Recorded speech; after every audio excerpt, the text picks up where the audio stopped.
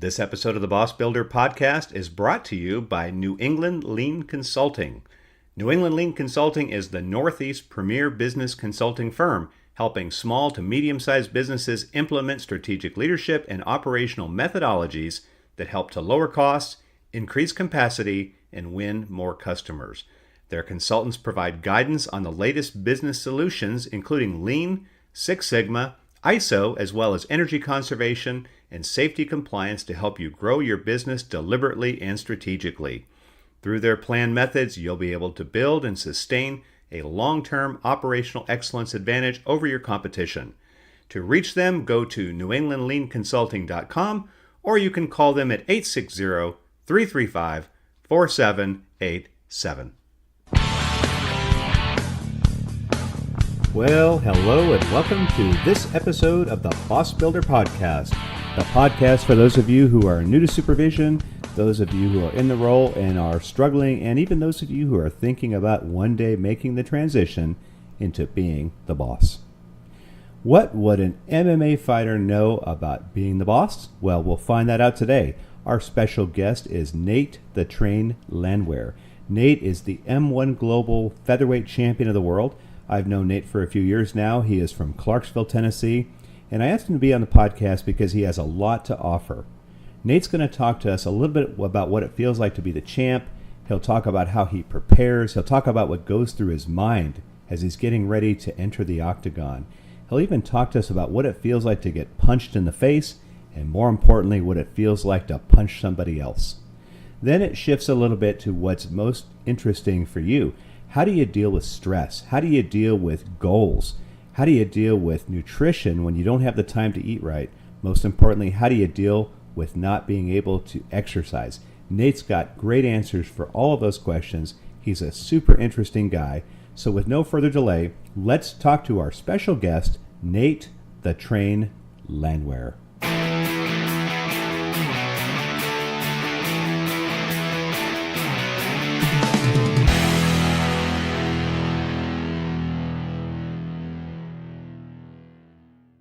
Nate the Train Landwehr, welcome to the show. Thank you, Mac. Thank you for having me. Boss Builders has always been good to me, and it's just a pleasure of mine to be on here. Well, we appreciate it, and it's the first time I've ever sponsored a fighter, and it just happens to be the first fighter I sponsored happens to be the M1 Global Featherweight Champ. So you won your title back during the summer. You knocked out a guy in Russia. What I remember about watching that fight was you had mounted him from the back, and you reminded me of those little wind-up monkeys that have the cymbals and they like smack it together. And that's what you were doing to this guy's face. And that was pretty inspiring. So talk to us about the fight. Tell us what it feels like to be the champ. Tell us how you got started. I'm dying to know. Oh, yeah. Fighting is a crazy sport because, there's no second place. You win or you go home with nothing. And it's funny how the fight game is. You think you're fighting all these other guys and you see two guys fighting, but what you're really witnessing is what a man has been doing to himself to challenge him.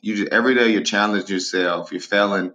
You might fail every day 100 times, but you just got to keep pressing. Fighting is kind of like a fast track version of a whole life cycle, but just in one thing. You got the ups and downs. You got to prosper. You gotta get down. You get tired. You got to come back. It's just an amazing lifestyle, and it's truly you get in what you put in. Hard work pays off definitely with this fight game. Well, you are a pro, which means you make your living with fighting. So how did you get started in this?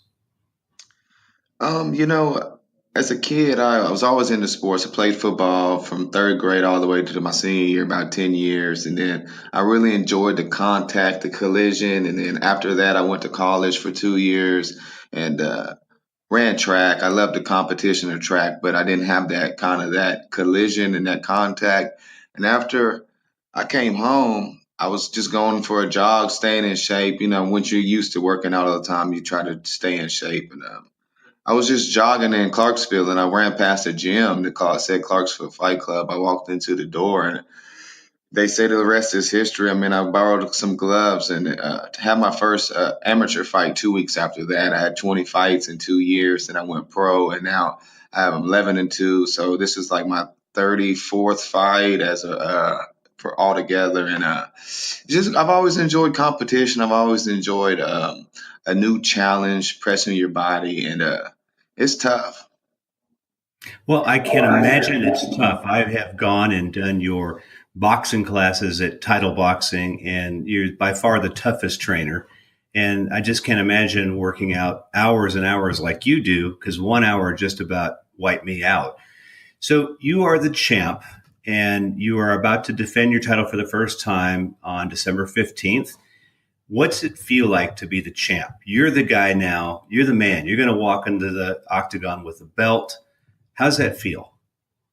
It feels like everything I wanted is coming into it's coming to existence. You just tell everybody that you got the product, that you're the goods, and you. The main thing about fighting is man by man, person by person. Your job is to make believers out of everybody. Of course, you believe in your heart that you are the one, and then every person you meet, every fight you take, every promotion, every sponsor, you got to convince these guys to believe in you as much as you believe in yourself, and that's kind of like with anything in life. It starts off with one person believing, then it's two, then it's three, then it's five, then it's 1,000, and the sky's the limit. And I mean, whoever said the sky was the limit, they obviously never met an astronaut. You know what I mean? Because I mean, there's no limits in this lifestyle. If you're ready to take the risk, you get the reward. I mean, you can fail, but failure's as great builder. Some of the things I like to do, like when I'm training, my hardest thing that I do is I'll go for a run in a straight line down a road, right? And you want to turn around every so often. You say to the next stop sign, to the next mailbox, to the next light pole, and you just keep running as hard as you can. And when you turn around, fully exhausted, you know that you're only halfway. You got to make it back, and that's kind of how life is. Uh, you got to really press hard, and you got some lucky breaks, and sometimes everybody won't believe in you. But the most important thing is you always believe in yourself, no matter what. Well, you have an enormous amount of confidence. Some may call it arrogance, but what my audience probably doesn't know is that you fight all of your fights in Russia. And so the one where you take the title, you're at this outdoor venue, you're up in the mountains, you're in what looks to be a pretty unfamiliar and maybe unfriendly face. And you walk in there like you own the place. How do you do that? Just pure belief and pure just it's passion. Sometimes in life you don't find your passion until maybe you're 40, 50, 60, 70. Some people never get a chance to find their passion. I've been lucky enough to be 30 years old and really find my true calling, and I just truly believe, because I know in my heart that, yeah, I might take a loss, I might get beat up, but my mom still loves me. My wife still loves me. All my fans still love me, and I still love myself. Self love is very important, and I respect myself. I have values to what I live my life by, and I stick to that code. And I know that in my heart that, yeah, you might get knocked off your horse, but that's not going to stop you from getting back up. And you might have some challenges that you don't overcome, but nothing can stop you from trying hard, and nothing can stop you from coming back. Well, with that in mind, Nate, what goals are still out there for you to conquer? You are the featherweight champ. What happens after you destroy Andre Lezhnev in a couple of weeks? So a big goal of mine is to make it to the UFC and to do very well with them. I would love to become a world champion. They're the major promotion in the world. They're like the NFL. And another big thing that I love is that I want to do it right in the city that I was born in, which is Clarksville, Tennessee, because there might be some kids out there right now that want to do some other things. They might see me fight and think, you know what, I can do this. This is something that you can do in this city. And I take real pride that I'm the first champion. I don't say that I'm the only champion. I say that I'm the first champion coming out of the city, because in my heart, I truly believe there's going to be many more champions coming out of Clarksville, because I truly believe it's like anything. You can take any kind of any kind of venue, say a teacher, say a cop, say law enforcement, say a lawyer, say even simple as a waiter. If all the best people in a certain thing leave the city, that leaves us with the second and third best people. You know what I mean? And as long as we talent, iron sharpens iron. As long as we keep helping each other and our community keeps growing, then I'm very happy. Well, I can tell you, Clarksville, Tennessee loves you, and you give us props from halfway across the world. So your shirt you wear says straight out of Compton or out of Clarksville, not Compton. So yeah, you are definitely a hero. So let's talk about before the fight. You're getting ready to go out there. What goes through your mind? What's your self talk sound like? I always tell myself this: I will not, I will not break mentally. I will not backpedal. I will come forward, and I will win. Because you can't if you never get nervous, even you never get scared and never have a little fear, then you can't have courage. And if you knew that you could never die and use immortal, then you could never be brave. And if you never got tired and never was in a bad predicament and the odds was down and you was gloomy, then you can never show hard. So with these things, it's all a blessing. And you really learn a lot about yourself when the tougher it is. And I really enjoy the tough ones. Well, your style is described as, Nate the Train is going to take a punch to give a punch. So for the audience who's never experienced what it feels like to take one, tell us what it feels like, and then tell us what it feels like to land a real good one. To get punched, I really think it's very good for everybody to grow up. You know what I'm saying? Because there's nothing wrong with violence as long as it's fair, right? You don't want to, of course, you don't want to. If somebody gets dominated and is getting beat up, you don't want to never see somebody just standing over top of somebody, keep hitting them and hitting them. There's no reason for that. But I think that I think that fighting is a pure sport, and that it doesn't really matter what language you speak with or where you come from. Everybody speaks that, and it's just you either triumph or you fail, and it hurts, and that's what it's all about. Sometimes in life, it's gonna hurt. Life, like Rocky Balboa. You're never going to hit as hard as life, but what you can do is keep going and keep trying. And I really love it when a man gives me everything he has and he realizes that I'm there for a different reason. And I really love it when I land a hard shot on somebody and they realize that it's it's a little bit too late to pull out. You know what I mean? And they say it's in the passionate that really kills, right? So I'm highly passionate about what I do, and everybody that I bring in with me is a believer and passionate in what they do too. Great. Well, this may sound like an odd question for a guy like you, but what scares you? And what tips do you have for people when they're facing fear? I would say that things that scare me is the things that I can't control, right? That's with anybody. You get scared about things. The things that you can control is easy to control. You can have a positive mindset and overcome that. But really, the things that scare me the most is the things that have nothing to do with me because I'm cool. Beat me. You know what I mean? Beat me up, drag me through the mud, cut me, bruise me, make me bleed.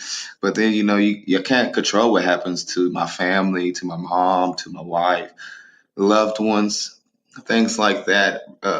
You can't control that, and I really the think that you might not be able to talk to somebody that you truly love one day because they're going to be gone. That scares me the most, and I just what helps me is that just to be honest with everybody, tell them that you love them, tell them that you are going to miss them. Don't wait until it's too late to tell somebody how you feel. Tell if you really like somebody, you really love somebody, let them know every time you see them that hey, if this is the last time, man, I'm always going to remember you, and I love you, and just things like that. Yeah, great. Well, let's think about our audience. Our audience are people who have been promoted to the role of the boss and they're new in the role and they're struggling. There's also people who've been in it for a while and they're struggling too. And there's even people that listen in that are thinking about one day being the boss. So with all three of those audiences, they have challenges. So maybe you can share one challenge that you faced that you struggled with initially, but eventually overcame it. What's your strategy? How'd you do it? So being the boss, to me, it means that there's no safety net. There's no paid time off. There's no halfway. You can't halfway be the boss. You know what I mean? You can halfway be an employee. You can show up and punch the clock, but there's no way to be. You got to be all in or you got to be all out. There's no standing one side of each line. You got to be, and you can never expect somebody to do something that you wouldn't do. If you won't do something, then don't ask somebody else. That's why when like you take one of my classes that I teach, it's hard because I'm gonna have you do the same thing that I do. And if you can't do that, we're gonna do a little variation, but we're gonna keep pressing hard, keep keep at it. And like I said, there's no safety net. So you either fail all the way and all the failures on you, or you succeed. And the thing about being a boss is that you might be the boss, but you're still the worker, and you're every position. You're the product. You're the CEO. You're the worker. You're the salesman. You're everything. There's no second thing to do. And the thing about that is a lot of people look up to you, and even though you're just doing it for the reasons that you're doing it for, selfishly, with your time, you have to be selfish with your time. But in that, being selfish with your time is being unselfish to everybody else because other people is going to be looking up to you tremendously. Yeah, but I tell you what, you summed up my whole mission in life with that one statement. I ought to just package you up and sell you instead. So thank you for that, Nate. Now, here's another challenge that our audience faces, and that's stress. Everything you suggested about being the boss is absolutely true. And what makes stress is wearing that weight. So I'm sure you have faced stress. What strategies do you use to deal with stress? Okay, so this I'm gonna tell you a story about this. Okay, so in my last fight, we was on the side of a mountain, and it was probably 15 of us fighters with our coaches. We're packed in this big bus, and the driver's a crazy maniac. He's flying. He's going real fast around this little bitty gravel road on the side of a mountain. If we tip to the right, we're dead. You know what I mean? And he's flying through here. He gonna know what's coming out.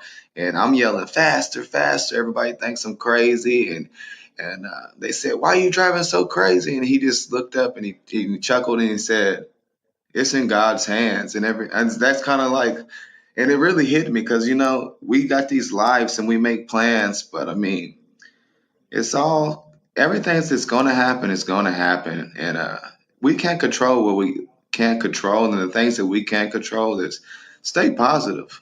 Know that unless you die, you're going to keep going forward, and that it's all about the loved ones, and it's all about why you do it, and it's all about how you do it to your own values.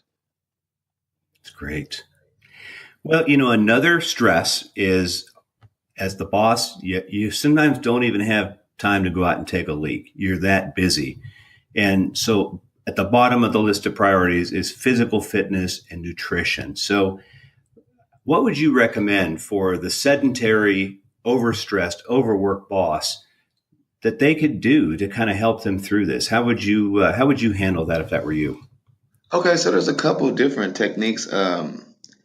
A buddy of mine, he shows me these breathing techniques, and if you didn't know, your spleen, it holds about a pint of extra blood, right? So if you do a couple breathing techniques, you can get your spleen to release a little bit of more blood in your system, which will help you refresh and rejuvenate. And also, what I really like to do is a nice fast. So after you fast, you could drink water, you could drink black coffee, you could do things like this, but after you fast for about 16 hours, your body will go into a rejuvenation process and it'll start burning fat, kind of like the keto diet produces ketones. And it's just a great way to reset. A lot of customs, a lot of religions, they do a fast, and it's just really beneficial in many ways. You can do that fast, and a lot of bosses don't realize that they're fasting anyway. Sometimes you're so busy you don't get a chance to really eat, The main thing is if you drink coffee, don't put creamer in that. As long as you don't put creamer in your coffee, it won't break your fast. So you just got to be knowledgeable about not breaking your fast, so you fast properly. And once you fast properly, it's gonna reset you, rejuvenize you, freshen you up, and just something that most bosses already are doing. They just don't know it. So you would suggest the breathing techniques, you would have the fasting, the periodic fasting. What are some easy exercises? Now, I can barely get through one of your boxing classes, and I consider myself to be in, halfway okay shape. But what about someone that's not seen the inside of a gym for decades? What are some things they can use, even maybe at work, to So just just sort of do some exercise? so just simply just make conscious choices. Don't take the elevator, take the stairs, right? Um, don't don't take the short way, take the long way. When you sit in your chair, sit upright, breathe properly. Things like that. Those things will really add up. Maybe if you're working really close to the job that you're going to, think about biking in. Something simple like that. Might not even bike one time a month, maybe two times a week. Maybe just whatever you can do. Maybe go for a walk with your significant other, hold hands, things like that. Just really, there's no excuses. I mean, for example, yesterday, my mother-in-law, they just found some lumps in her lungs. So we were sitting at the hospital for about 11 hours straight from 7 to about 6. And then, you're tired, you're stressed out, and, we're tired. So we get back, we got to take her out to eat, get her back. By the time we get her back to the house, it's like 8:39. You're wore out from the day. And I just told myself, you got to go do something. So I drug myself out. It's always easy when it's easy. It's when it's hard. It's the part that we have a problem with. And, you just got to make sure. For me, it's pretty simple to always work out because I know somebody's preparing to beat me up. So that's my motivation. But the main thing is to find your why. Once you find your why, maybe you want to see your grandkids. You want to be a little bit more healthy. And the time that you get to spend with them, you don't want to be tired. So you need to be in kind of physical. You got to have that why you want to do this. Maybe you want to go travel. But what's the point of traveling if you can't go enjoy it? You got to be able to walk, right? Simple things like that. Just like when I go for those hard runs, it's the next mailbox. It's the next. Don't stop yet. It's the next. It's the next telephone pole. It's the next driveway. And every time you pass that, it's the next one. That's great. Well, Nate, we really appreciate you having you on the show. Um, Tell us a little bit about the upcoming fight. And then after that, tell us how we can, first of all, watch that fight. And then how can we follow you? How can we reach you? I think we got a whole audience now of people that are going to be cheering you on. So tell us about your opponent. Tell us what's next. How do we stay in touch with you? All right, so I got a tough guy from the Ukraine. He's very tough, very strong, very worthy of being a contender. If you want to watch this fight, I'll fight for the biggest promotion in Russia. It's called M1 Global. They've been around for 20 years, and you could download the app on any smartphone, M1 Global app, and you could watch that live. You could watch it after the fact. It's going to be on December 15th. It's going to be in Kazakhstan. And December 15th, one more time, guys. And if you want to reach me, Nate the Train on Facebook, Nate the Train on YouTube, Nate the Train on Instagram. If you really want to keep track of me, Instagram will be the best way. Nate the Train on Twitter. Pretty much anything Nate the Train. I'm the one and only Nate the Train. And there is no other Nate the Train. I have to agree. Well, Nate, thank you so much for taking time out of your busy training schedule to meet with us. I would wish you good luck on the fight, but you don't need any luck. I'd probably be better off wishing Andrei Lezhnev some luck. But Yeah, luck is always a good thing. He's gonna need it more than you. So They say you rather be lucky than good sometimes. yeah, well, you're just doggone good. So we're proud of you. We will be cheering you on. Thanks again for being on the show. Thank you, Mac.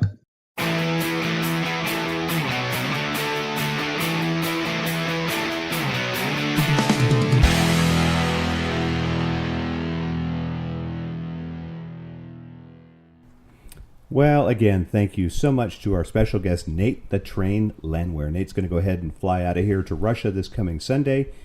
We appreciate him taking time out of his busy schedule to meet with us. Again, grab the M1 Global app on your iTunes or your Android device. Make sure you check out that fight. It's going to be in Russia, so you can expect the time difference to be there, but definitely take the time to watch him. He is a non-stop action fighter.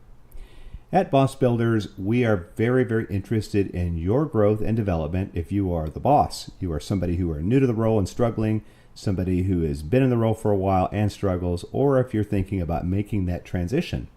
We have several resources that would be very beneficial for you. The first, of course, is our Boss Builder Academy. This is video driven. It's supplemented by monthly roundtable sessions, and it's designed to get you the basic skills you need to be successful. If there is a group of you in your organization, we recommend having one of our skilled facilitators do our 4-day, even though it can be broken up into half days, our driving results course. That takes you from the very beginning. What do I need to know in my new role, all the way to how do I navigate the politics of my organization?